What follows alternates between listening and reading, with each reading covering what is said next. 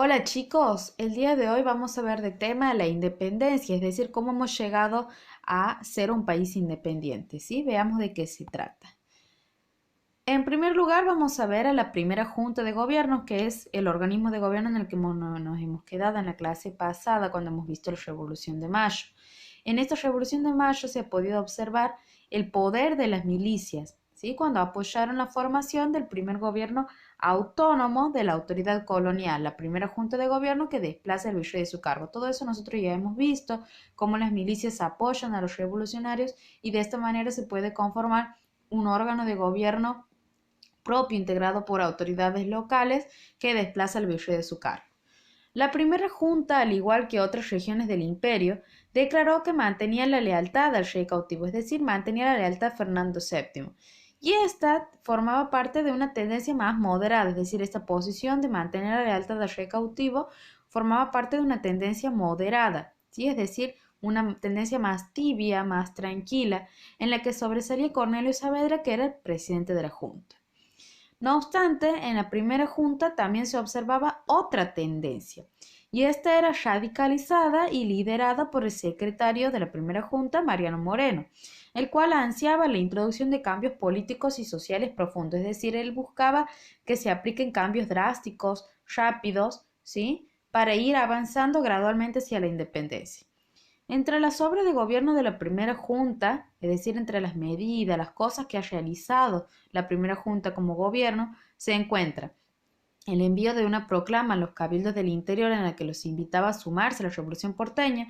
Recordemos que la Revolución de Mayo solamente había sucedido en Buenos Aires y en el interior todavía no se tenían noticias y no se sabía cómo proceder. Entonces, la primera junta envió una circular para que los cabildos del interior se sumen y de esta manera también legitimaba su autoridad, es decir, la volvía consensuada, acordada por el conjunto y mantenía la unidad territorial del virreinato, mantenía todos los integrantes del virreinato.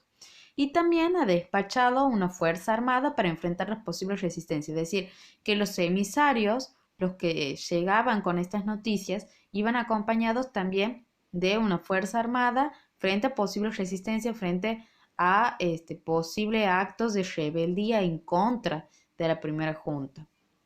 Cuando finalizaba 1810, los diputados de las ciudades del interior se incorporaron a la Junta de Gobierno, es decir, luego de que los invitan, se unen a la primera Junta y así forman la Junta de Gobierno que es conocida como Junta Grande.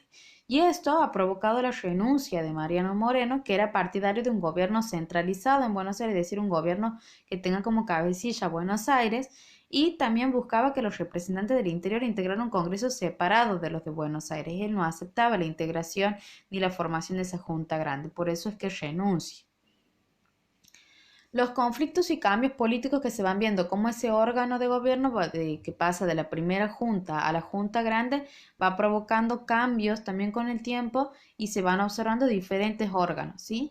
En 1811 la junta grande fue disuelta, es decir, desaparece y es reemplazada por un primer triunvirato, es decir, por un órgano de gobierno integrado por tres personas. En los integrantes del primer triunvirato eran Juan José Paso, Feliciano Chiclana y Manuel de Zarratea, ¿sí? Como observamos aquí en la imagen, a la derecha, arriba. Este cambio, esta formación del primer triunvirato se debió tanto al fracaso de las campañas militares al Paraguay y al Alto Perú desarrolladas por la Junta Grande y también el intento de centralizar el gobierno. Buscaban realizar un gobierno, sí, que esté encabezado por pocas personas y no tantas, que era muy difícil sí, de lograr acuerdos.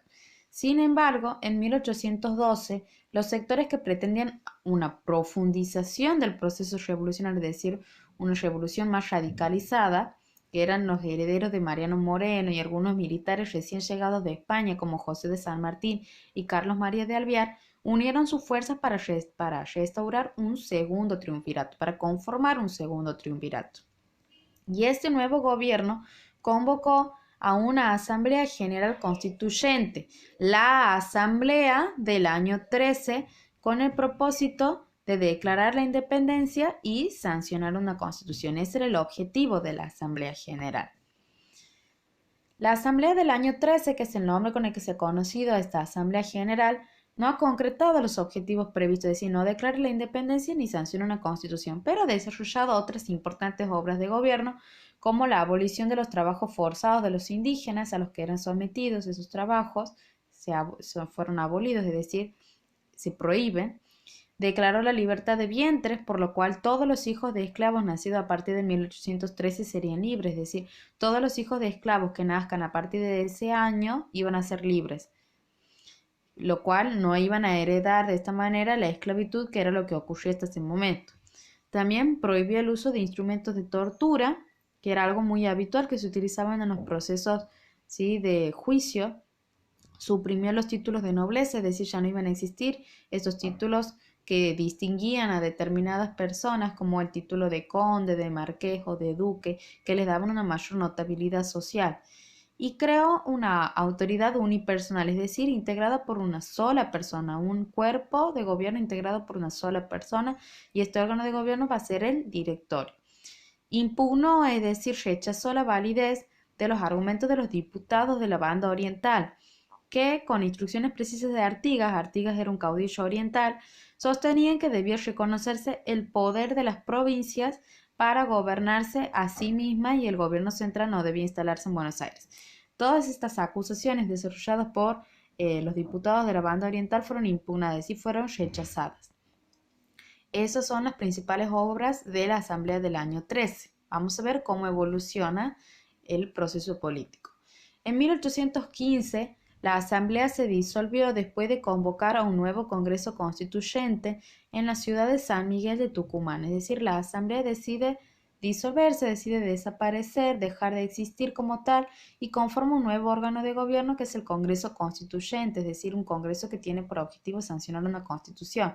Y este se forma en la ciudad de San Miguel de Tucumán. Para ese entonces, las fuerzas patriotas habían sido derrotadas en el Alto Perú, que es el actual Bolivia, y crecían las disidencias internas, es decir, crecían los conflictos internos. A su vez, Fernando VII, el rey de España, retomaba el control absolutista en España, volvía al trono.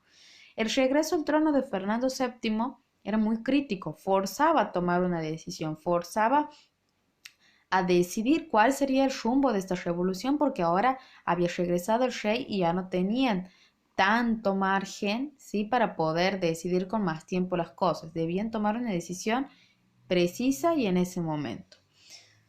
Entonces tenían dos opciones: someterse a la metrópoli o desligarse definitivamente de ella. O se sometían a Fernando VII y seguían siendo una colonia, o se desligaban y cortaban el lazo definitivo con esta metrópoli. El 9 de julio de 1816, los congresales reunidos en Tucumán, que era la sede del Congreso Constituyente, declaran la independencia de las Provincias Unidas. Así es como llegamos a la independencia. Sin embargo, quedaron pendientes la sanción de una constitución y la definición de la forma que adoptaría el gobierno. ¿Cuál sería la forma de gobierno de nosotros? ¿Sería una forma de gobierno centralizada, ¿sí?, que tenga por cabeza Buenos Aires, o federal, por ejemplo, en donde todas las provincias participarían de su gobierno? Bien, eso ha sido todo, chicos. Nos vemos en la clase que viene.